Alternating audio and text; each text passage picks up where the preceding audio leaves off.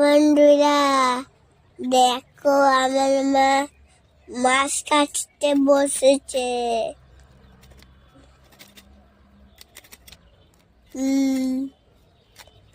Hello বন্ধুরা, দেখো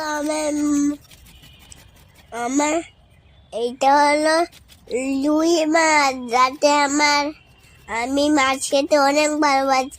তার জন্য আমার দাদু সব সময় মাছ কিনে আনে।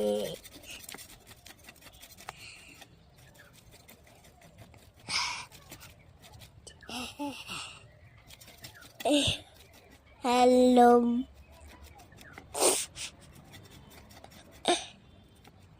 হ্যালো বন্ধু,